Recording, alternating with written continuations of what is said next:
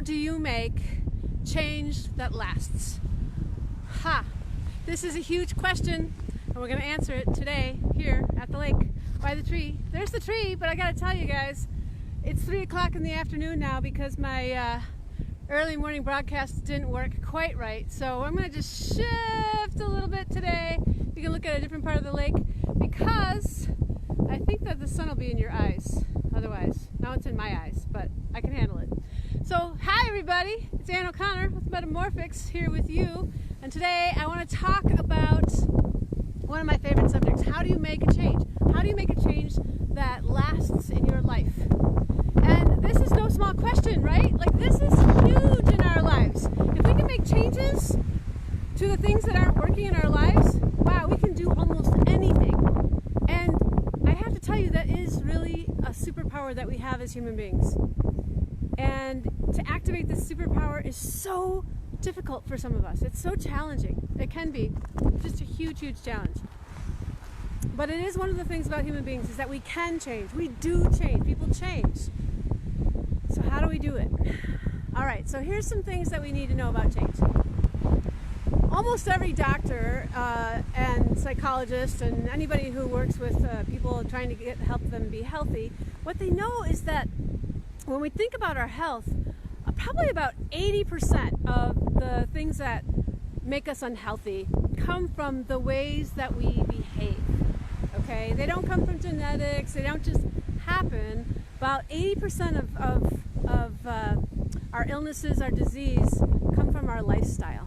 All right, they're choices that we make. And so what are those choices? They're like smoking and drinking, eating too much, not enough exercise,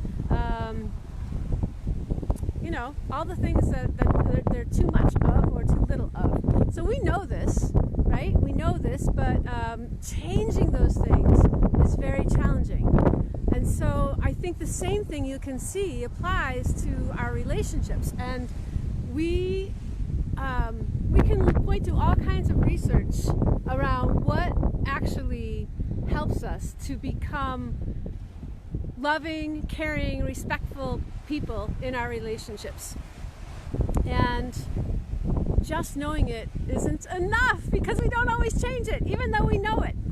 Okay, so what is that? Well, to be a respectful person and to be a loving person, to be a kind person in a relationship, you've just got to do a few things. There's just a few things you shouldn't do, right? You shouldn't disrespect people. You shouldn't talk over them. You shouldn't listen to them. If you want to have a great relationship that looks like somebody who accepts who you are, right? We accept people for who they are. That is a big one. It's a very big one. And to show up, right? Showing up is huge. So we love people, we respect people, we care for people. Those are the big three, and yet we don't always know what that looks like. We don't always know how to do that. So I want to talk about how do we make those changes. And it was well over 3 decades ago that I had enough of drinking and drugging in my life, and I decided to make a change. Now, I had tried several times to quit drinking. I had started really young. It wasn't funny at all. And by the time I was 18, I was really a mess. I was in dire shape, and my relationships were in very deep trouble. And I was in deep trouble, and I knew I needed to make a change. I tried several times on my own, and finally I went to treatment. And I was one of the lucky ones. Treatment worked for me. I have been sober since I was 18. And that I'm grateful for every single day, because I know that I wouldn't be here if that weren't the case. And I certainly know I wouldn't be who I am today without that sobriety every single day. So I wanted to say that, when I tried to make small approaches towards this big goal, it just didn't work. If you've ever tried to quit something and you've struggled with it, then you probably know this whole thing, right? Like, I'm going to only drink on the weekends, or I'm going to only drink with my friends, or I'm going to only drink when I travel, or I'll only drink beer, I won't drink hard alcohol, or I'm just going to quit drinking for this month. So those are half measures. And what I have found, what I've seen in all kinds of other people, and I'm not just talking about quitting the big heavies here, right? Like not the big addictions. It really, I think, goes for everything that we're trying to do to make a change. You've got to be all in. You've got to take the leap. You've got to jump in and you've got to do it. And there's something to be said for incremental change over time, surely. But I think how it works best is to jump all the way in, to start to see the benefits right away, and to get some of that momentum going so that you can make a big change. Now, I'm not recommending that you change 7 things all at one time, all in, but to pick the one. Pick the one thing that isn't working for you. Maybe you're really sarcastic. Maybe you're cynical in your relationships. Maybe you cut people off.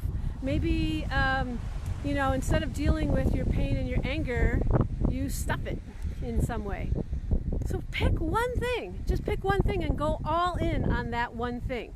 Go all in. The second thing that I think is really important for making change is, and what I've seen over and over again in working with people and in studying the research on this, is that we change best when we do it together. We need help to change. These are big things in our lives. They have huge consequences for us one way or another. And when we do it well, oh my gosh, life can be so much better. But so many of us see the need for the change and we don't do anything about it. And so it's much easier to do that with some help. So whatever that help looks like for you, whether it's getting a coach, whether it's working with friends, joining a support group, whatever it is you need to do, you gotta get the help, because if you're like 99% of other human beings, you're not gonna make the change on your own. It's gonna be too hard.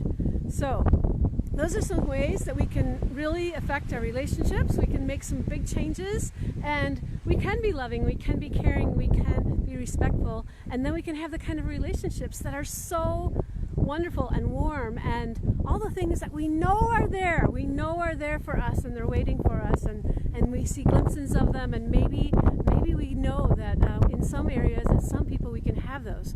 And I'm just here to tell you, you can have those. You can have those relationships.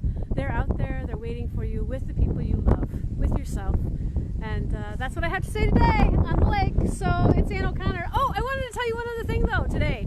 As I was driving here this morning, a bald eagle flew over my car when I was taking my girl to school this morning. And you know, this used to happen all the time when we lived out in the country. But here in the city, gosh, I just love that. The bald eagle this morning, I took that as a great sign.